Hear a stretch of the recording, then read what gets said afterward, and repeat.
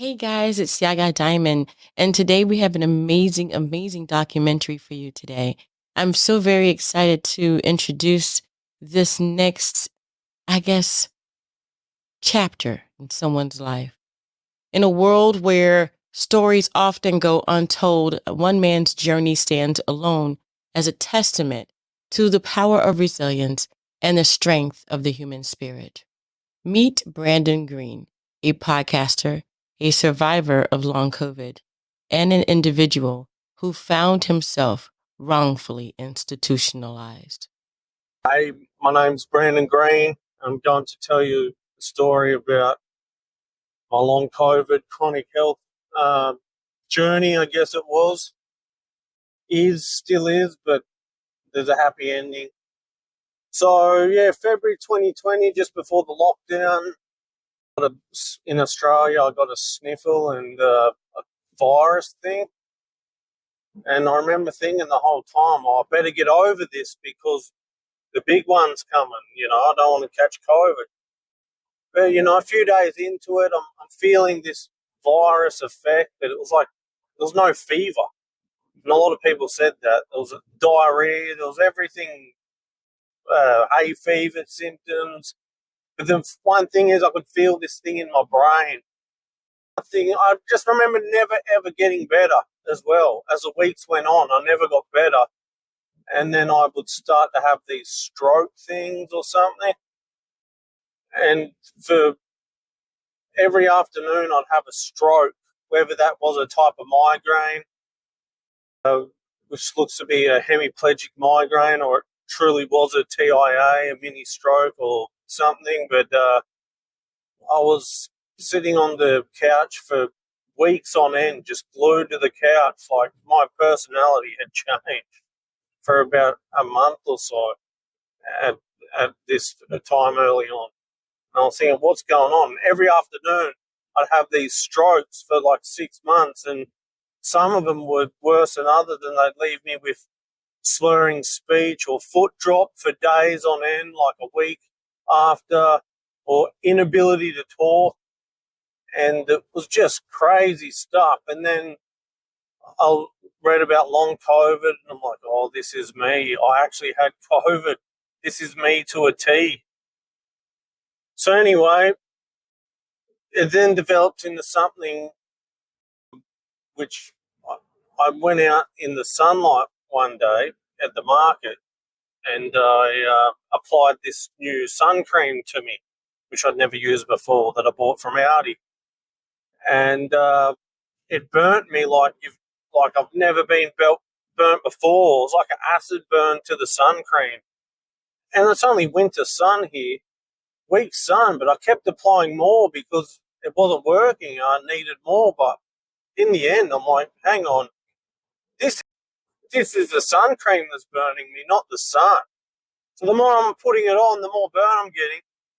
Anyway, that afternoon, I was so burnt, and I typed into Google this sun cream review, 1,000,000 one-star reviews saying the same thing, how people got burnt by it, and there was news articles on it, and locally in my city and everything. I'm like, oh my God, this is what happened to me. So that was in the back of my head. Rightio, got a bit better. But then, as I was getting out in the sun every day, I would just get burnt like I was at the markets that day when I applied the sun cream. And I'm like, what the hell is going on? Why am I getting so more and more intolerant to sun? My skin is photosensitive just in the face, in the area where I put this sun cream. What's going on? And then, yeah, and I kept telling my doctor, help, something's going on with me. Amongst the other things I'm telling him, like I'm having stroke symptoms and that. So I'm telling him that every visit, and then it started to be, man, I'm getting so photosensitive. It's like, why are you on doxycycline? Like, I don't know what the answer is. Are you making this up? And I'm like, it's my face only. And I said, there's this sun cream. And he's like, no, I don't know. And I'm like, yeah, I don't know either. But I just knew, I just had this inkling of something to do with the sun cream. So anyway, it got to the stage where I'm like, man, I won't be able to drive in to see you anymore. I'm going to be home. I'm staying home just because I'm getting burned outside. I can't go outside. Anyway, it just got worse and worse over probably a year. Yeah, a year period. It got so bad to the point where I was on antibiotics for this other unrelated issue, for a wound infection. And then the antibiotics just ramped it up so bad that I then was room bound. Finally, my biggest fear happened and I became confined to my room. Blackout sheets all over the windows and everything, like full pitch black room. I told my mate to come here and just to come and help me. I need him to cook for me during the day because how can I eat during the day, because I couldn't go out in the kitchen. Like, this is how bad it is. Like, not even 1 second of the intense pain, you'd just be burning for hours on end. And the thing is, it wouldn't visually show anything either, really. So that was the weirdest thing. And as that happened, I then Googled one day, after I was Googling for a year and a bit straight of this phenomenon happening, but nothing was coming up until one day I just Googled man in dark, woman living in dark, and then bang, I come across another lady who wrote a book called Girl in the Dark. And then I said, when I was reading a news article about her, which was a promo for the book she'd written in 2015, I believe it is, Girl in the Dark. And I remember reading this article like in 2015 originally when it came out on the news. But this time I was reading it in like a totally different light. Like, I was like, this is what I'm enduring to the T. And I was just horrified. She'd been in the dark for like 10 years with it. But what she was saying is exactly it, was what I was having, like, experiencing 100%. So then I emailed her and said, we need to have a chat, like, this is happening to me. So we teed up a time. And by that time, in a few days' time, by the time it'd come when we'd have a phone call, I said, I'm finally in the dark. I remember she replied saying, can you still use your computer and phone? That's good. I'm like, you surely can't get intolerant of that. I go, yeah, I can use that. I just can't go outside at all. But I wasn't that blasé about it. I was worried. But when she said, at least you can use your phone and computer, I thought, that's not going to happen to me. Like, but 5 days later, by the time the phone call had arrived, I couldn't use my phone. Or my phone and computer screen were just screaming at me in pain of light. And I said, the first thing I said, hey, that happened to me. That the computer, and that's now burning me. I said, what is it? Are you better? And she goes, yeah, I'm a bit better now. But it's this thing called mast cell activation syndrome, and it's convoluted. It's hard to know what is exactly going on. But there's these things you can do. Some people take antihistamines, and that helps it get better. And I just thought, we talked for an hour about it, how we've got near exactly the same symptoms, and there was no rhyme or reason to how it came about. So then I took the pill, this antihistamine I had laying around after the phone call, and I took the tiniest bit because I knew I was sensitive to, started to become real sensitive to medicines and everything. Just a normal Allegra, fexofenadine antihistamine, took a little bit of it, and within 5 seconds, my ears started ringing, which they don't ever ring, and my brain was going crazy. I think I had a seizure, and it felt like my brain was blowing up, and it popped. And I just said, hang on, turn the TV on to my mate. And he turned the TV on, and I was looking at it normal, and it wasn't burning me. I said, I'm better. I reckon I'm better. I'm better. I was suddenly back to perfect. And I thought nothing of it then. The next morning I woke up, was out having breakfast like I hadn't done for months. in the light, and it wasn't burning me anymore. And I was like, oh, well, that was easy enough done. If that ever happened again, I'll just take another pill. And geez, I hope it works like for her as it did to me. And thanks for the tip. It was even a few days later, I wrote back to her saying, yeah, that all worked good. Yeah, all good. I don't know what she must have thought, knowing what then happened and what I know now. But yeah, that was really it. And I was out of it for 6 months. All good. This strange light sensitivity all disappeared. And although Brandon felt a little better, he still had a pretty steep struggle in front of him. Being wrongfully institutionalized, misunderstood, and then his freedom stripped from him because of the symptoms of COVID that he had made him seem a little different. And he felt that way too. So yeah, everything was going really well after this seizure bomb thing that I had, this miracle that snapped me out straight away, and was going perfect for 3 months. And then around the 3-4 month mark, it started to creep in where I'd burn a little bit more and more, and to the point where my window was getting shorter of daylight that I could tolerate. But the thing is, it was coming in a bit differently this time. It was coming in a burn. I would still describe it as a burn to my face, but the burn would feel differently. It's like my brain knew to burn me, to give me a burning feeling, but it forgot how to do it exactly. So I thought that was weird. Anyway, I was really excited because I was doing so well. I booked this 6-month holiday to Europe. I was going to live in Greece, and it was going to be fantastic. And we could finally travel again. All the travel restrictions had lifted.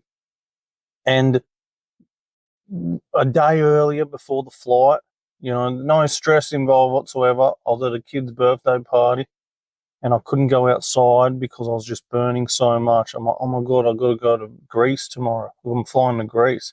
Jumped on the flight to Greece, and the sun was coming up, Singapore to Greece leg, and that was the end of me. I just burnt like I've never burnt before. And the whole time in Greece, I was going to try to see specialists when I could, because I could go outside for get 15 minutes cumulative light a day. Ha! And the specialist would just tell me, no, nothing's wrong. It's this. I'm like, no, there's something wrong. Anyway, so I'm thinking about going back to the notes at what I had on earlier, this thing called mast cell activation syndrome. So I'm looking deeper into this.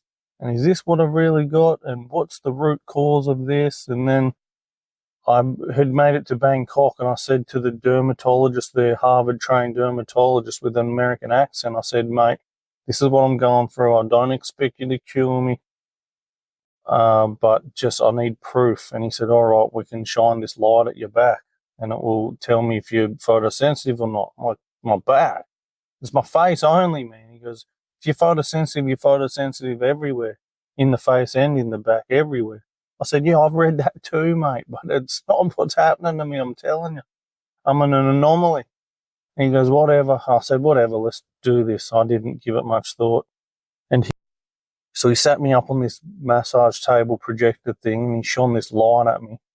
And then it's just beaming at my back with my shirt off. And then he came back in the room 10 minutes later, you feeling anything? How you going? I said, nah, mate, nothing. I told you I wouldn't. He goes, all right. 2 minutes later, I started feeling this burn in the back of in the back, and I ran out down the corridor looking for him. And I said, yeah, I feel it. He goes, what do you feel? And I said, like a drill in the back. And he goes, where? And I point to the spot, and he goes, yeah. You stepped back and went, whoa, you're photosensitive suddenly at this age that you are, mid-30s. And I'm more blown away than him because my back had first reacted, first time ever. So I was like, that wasn't supposed to happen. So me and him were both stunned. I just said to him, whatever's going on here is nothing that you've ever been taught or anything in these books that you got laying around. And he just said, yeah, I agree. It's weird. So that then, mate, and he was a photosensitive doctor. So that then left me stumped as anything, because I went to a real expert on photosensitivity, tested me and everything, one that would finally listen to me, and then come up with nothing. So then I went back to the drawing board, and then I found a few people in mold toxicity group who said the same thing. I'm like, oh, it must be mold. Bang, did the test, and the uromycotoxin test came back positive as anything.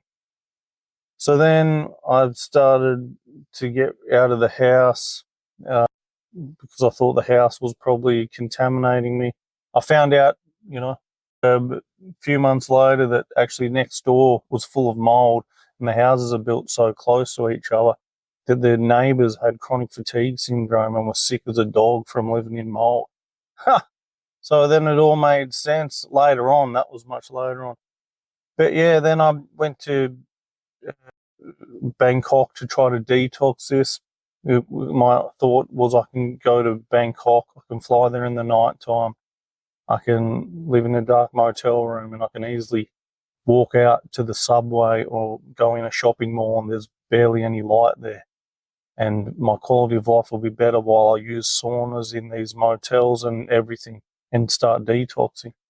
Well, I started using saunas and started reacting straight away to things. And apparently it's a big thing when you detox, you can get this thing called multiple chemical sensitivity, because it stirs up all these toxins in your body that your body's holding on to. And what happens is you get this thing, multiple chemical sensitivity, which you're suddenly sensitive to everything. I was sensitive to shampoo, toothpaste, things. I couldn't breathe because the air was so bad outside. I suddenly couldn't breathe Bangkok air, which, as we know, is not the best of air anyway. So I had to quickly get on a plane back because I was just reacting to everything. I couldn't even drink water at one stage. I couldn't drink water without feeling this acid reflux feeling, and it was just the worst. And that only lasted a few days, luckily, maybe a week. So I couldn't drink much water. So I had to fly back to Australia. And a month into that, I jumped in my mate's Tesla car, and who knows, but 2 days later, I was then feeling EMF sensitivities, which means I'm feeling Wi-Fi. I never felt Wi-Fi. I felt Bluetooth, felt phones, I felt computers, I felt TVs. I could tell if someone had a phone on in their pocket in the room. I don't know how, the strangest phenomenon. But yeah, the thing is, it's actually a recognized disease in Italy, Canada, and Sweden. If you go to the doctor and say I'm EMF sensitive, they'll be like, yeah, we know what it is. But you go to Australia, you tell the doctor, you know what happened? They sent a psychiatrist over to see me, and he's asking me questions. I'm like, yeah, it's just mold toxicity. Everyone's got it. And he's like, mold's everywhere. I said, yeah, I know mycotoxins are everywhere, but he wouldn't even let me explain to him that I've gene positive for a gene. 25% of the population, their body doesn't recognize it as a toxin, so it doesn't ever get eliminated. So it just sits there recirculating, poisoning you. Also, the concentration of mycotoxins in your living environment or somewhere. So why bother cleaning it then? I guess it looks ugly. Like, everyone knows it's a health hazard. You can get acute mold disease. I don't know. He was just like, no. And then that day, I said, man, but what I'm saying is what other people have said, the same thing. And that all the tests come back candida through the roof, mold for. I don't know if he thinks these tests aren't real, or something in their brain can't compute test result to problems. And it's not just me saying it. It's thousands of people of the same as me before me have had the same test results with the same problems, and they can't put it together somehow. And the whole time I was thinking a child could understand this. Anyway, a day later he rings up. He gets his guy to ring me up telling me that he wants me locked in the psych ward because I'm suffering delusions. I'm like, what? Who's the delusional one here? Like, anyway, I couldn't believe it. So I was as scared as I've ever been ever because I'm really having reactions. At this stage, I can't sleep on the bed for 6 months. You know, early on, 6 months earlier, I wasn't no longer tolerable to sleep on the bed. My heart would crank up and I would get reflux and feel burning all over my skin. I'm like, how am I going to survive a psych ward? And they're not going to be able to give me anything that will make me not say it, unless I somehow have this seizure thing, which I then learnt that this seizure, they'd given it to this chemical people, this doctor in Norway somewhere. He was given his multiple chemical sensitivity patients, inducing seizures into them, and they would snap out of it. And I'm like, that's what happened to me with the pill. So it was crazy, crazy stuff. So I'm locked up in the psych ward, being told I'm suffered from mental delusions. I think they forgot about me. I'm in there for like 5 days. And I'm like, mate, I'm not going to get better. I'm not taking your thing. They tried to give me olanzapine, which is an antipsychotic, because they said I was suffering from some type of schizophrenia. Well, imagine being a sane person being told you're suffering from all this. I'm like, I know what it is. If I just keep following this, I'll eventually get better, as it's been documented. Like, oh, we don't read that. Like, you need to have a pill.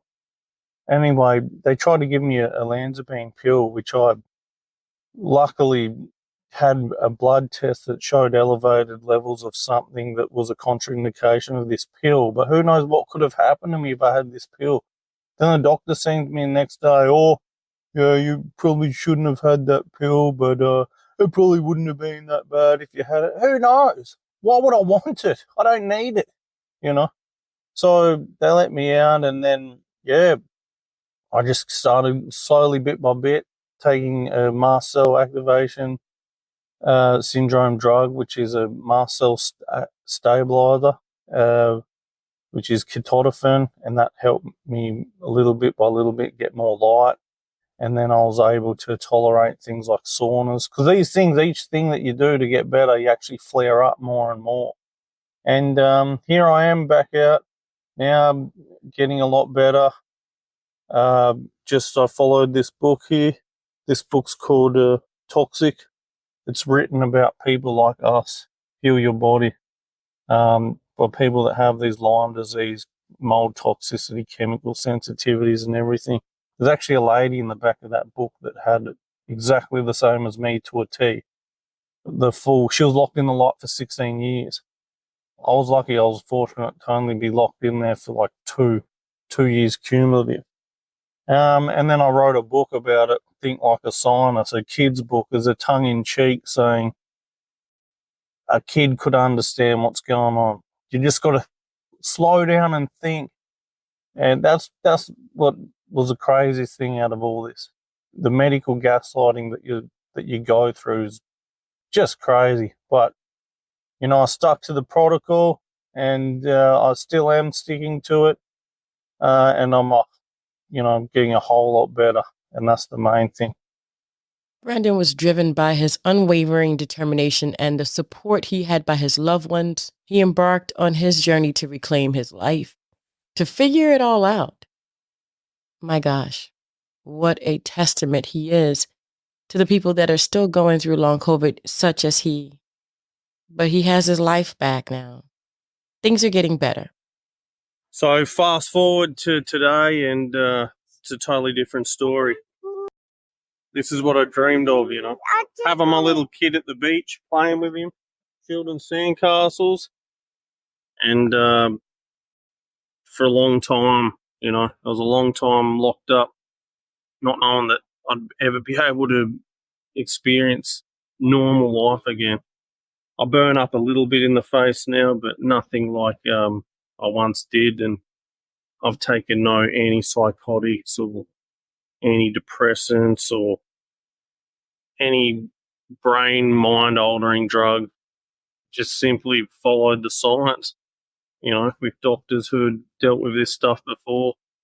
They give you these antihistamines, which are mast cell stabilizers, and calms it all down, so then you can experience life, a better quality of life.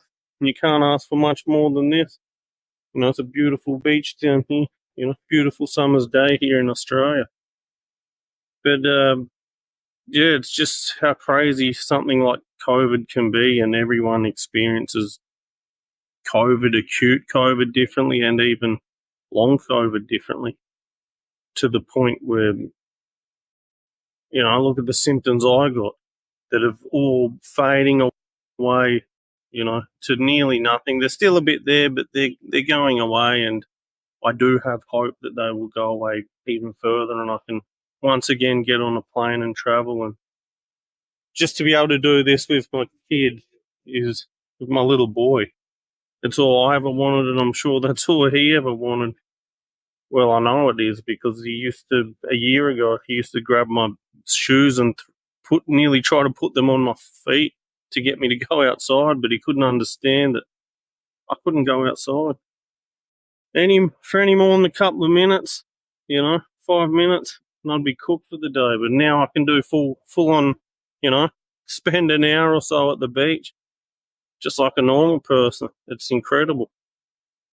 Onwards and upwards, and just putting this chapter of my life behind me, because and there are unfortunately a lot more people who are now suffering the same thing, and others have suffered the same thing before me, and I just followed what they did to get better, and I did the same thing.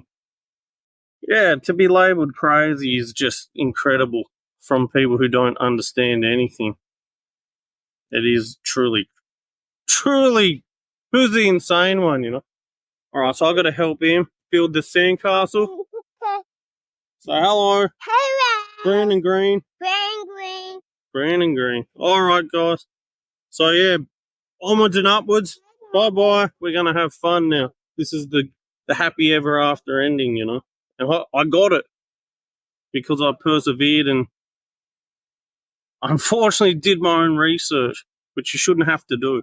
But, this is, I guess, the moral of the story is you know yourself better than anyone else. And if things don't look right, keep looking. What an amazing story. Mr. Brandon Green's story needs and should be heard by all. The story of perseverance. And like he said, if you can't find it, just keep looking. But he went through a lot to get to the beach to hang out with his kid. I think that's amazing. I think it's worth the fight. And Brandon Green's story may not just be an isolated one. We just haven't heard the rest of the stories yet.